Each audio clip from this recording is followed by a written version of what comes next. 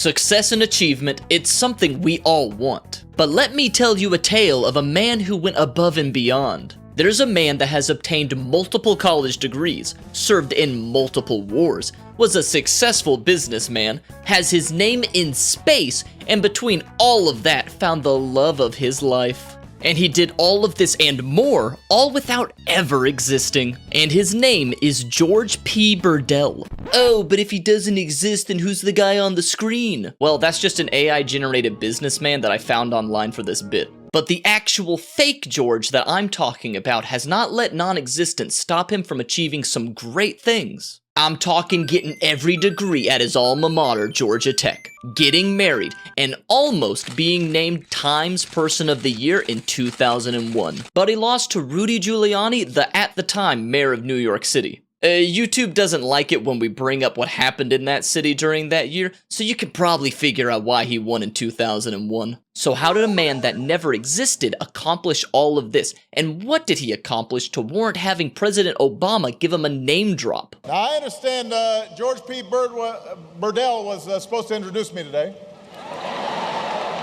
Well, to answer that, we need to go all the way back to 1927, when a young William Edgar Smith, known as Ed and is a real person, enrolled in the college Georgia Institute of Technology. Through some mishap at the college, Ed received 2 enrollment forms by mistake. Ed was a clever lad and not one to waste an opportunity. He filled out both. One for himself and another for his newly created friend, George P. Burdell. The name he came up with was a mix of his high school principal's name, George P., and the maiden name of his best friend's mother, being Burdell. It's kinda creepy that he knew his best friend's mother's maiden name.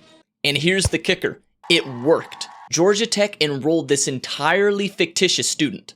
I mean, do you know how crazy that is? He made up an entire person, and the college was just, yep, that checks out. Oh, and for George's birthday, Ed fittingly set it as April 1st. Now, most people would end the joke here, but Ed wanted to see how far he could take it. So once both he and George were enrolled, he signed up his imaginary friend for all of the same classes as himself, and with the help of the friends that he made at Georgia Tech, he did all of the schoolwork twice with slight changes to avoid professors suspecting plagiarism. Now that is dedication to a prank. I mean, sure, the math and science homework, now that would be easy to do twice. I mean, it's the same answer each time. But every essay, he had to write 2 different ones for English classes. I'd give up there. And when it came to attending classes, if roll call was a thing, Ed's friends had George's back, always chiming in with "here" whenever his name was called. The professors, none the wiser, just thought that George was one of those mysterious quiet types who always turned his work in on time.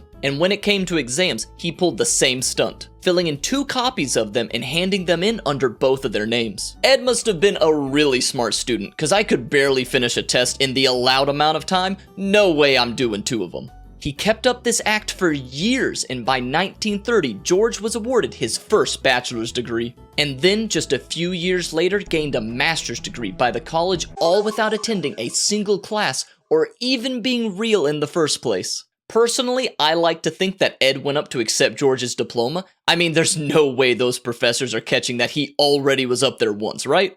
Ed didn't keep the prank a secret forever and did eventually inform the college board. Now, I'm not exactly sure when he let them know this, but it was sometime after Ed graduated from the college, though I'm not sure if it was after the master's degree. But what I am certain of is that this non-existing person was legitimately given a bachelor's degree by one of the best engineering colleges in America.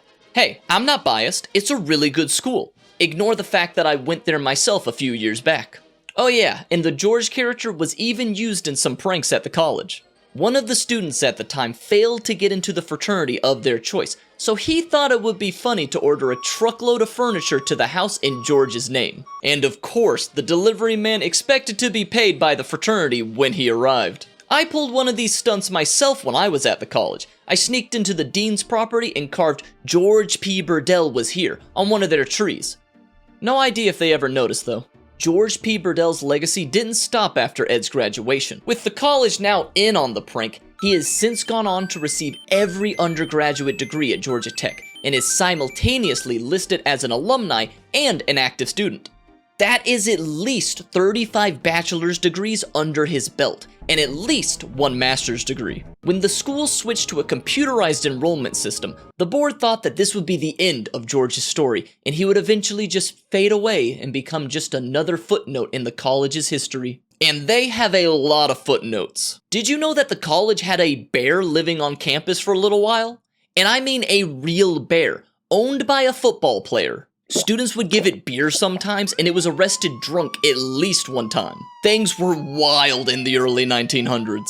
But not wanting to let the legend of George P. Burdell die, students hacked into the system and enrolled him into every single class on offer. George may be imaginary, but he takes higher learning very seriously. Now, between George's graduation and today, there were a few wars, so what did he get up to during those? Well, of course, some of the servicemen in World War II were from Georgia Tech, and they continued the hoax with his name popping up all over different fronts. He was even listed on the crew of a B-17 bomber and flew 12 missions over the European landscape with the 18th Air Force. That was until an officer who just so happened to also be a graduate from Georgia Tech recognized George's name and stopped the joke right there. And I mean, that kinda makes sense. Faking a name on a school class list is fun and all, but maybe not for military operations. George would still go on to supposedly serve in the Korean and Vietnam War, as well as Desert Storm. So I guess you could say he is simultaneously a student, alumni, and veteran all in one. Now, what would a fictitious American coming back from a brutal war be without also getting married? Well, years after World War II, in 1958, old George would become engaged to Ramona Cartwright, who was a student from Agnes Scott. And yes, I know what you're thinking. How exactly does someone get engaged to a guy that doesn't even exist? Well, that's easy. All you have to do is just also not exist. That's right, Ramona Cartwright was another made-up student from a completely different college. These two make the perfect couple. I haven't gotten the photo yet, but I'm assuming you're seeing another made-up photo of a woman this time to represent Ramona. Their 50th anniversary was even acknowledged on Atlanta radio. Everyone online is obsessed with real celebrity couples. Well, I say we start obsessing over fake celebrity couples. I mean, really, what's the difference? After his marriage, he went on to become an American businessman and was added to the board of Mad magazine from 1969 to 1981. I'm not exactly sure what his qualifications were, but maybe he was just really into magazines and jokes. He then went on to make a splash at the Olympics in 1996, which were held in the good old US of A. And not just anywhere in the US, but in Atlanta, Georgia, where his alma mater, Georgia Tech, hosted the swimming pool related events. And of course, the workers there could not avoid adding to the legacy of George P. Burdell. During the games, he was the most paged person over the PA system, more so than even any foreign dignitaries. George P. Burdell, your car is currently being towed. This happened so often that the then co-host of the Today Show, Katie Couric, wondered live on the air who the heck this George guy was and why he was so gosh darn important. And honestly, him being called so much was kinda fitting, because he was listed as the swimming and diving captain of Georgia Tech in 1988, so he would probably be around the pools during the Olympics. And then, in 2001, George was in the running for Time's Person of the Year. Oh, and he wasn't just running, he was winning in the polls. He had at least 57% of the votes before he was removed by Times. Supposedly, they didn't like the idea of having a fake person on the cover, and I think that that's just discriminatory. Your feelings for him are not real. They are real to me! In more recent years, George has even had a call out from President Obama in 2015 when he was visiting Georgia Tech's campus. He was going to introduce President Obama to everybody in the stadium, but unfortunately, nobody could seem to find Mr. Burdell in time for him to do so. Now, I understand George P. Burdell was supposed to introduce me today, but nobody could find him. And fun fact, I was somewhere in the crowd during the speech, as I attended the college at the time. Oh look, there I am. A few years later, in 2019, the name George P. Burdell was engraved into the Proxy 1 satellite that was built by the Guggenheimer School of Aerospace Engineering at Georgia Tech. I sure hope I said that right. That means if this satellite ever gets knocked out of orbit and thrown into deep space, alien life may find it and one day come to know the name George P. Burdell, and they'll think he's a real guy. It would be the first intergalactic prank. And there you have it, the most successful and accomplished man to never exist. Now you can tell others of this man's non-existent tale, and maybe one day you'll get the chance to add him to the list of businessmen in a company, soldiers in a battle, or even shoot his name into the stars to prank some distant alien life.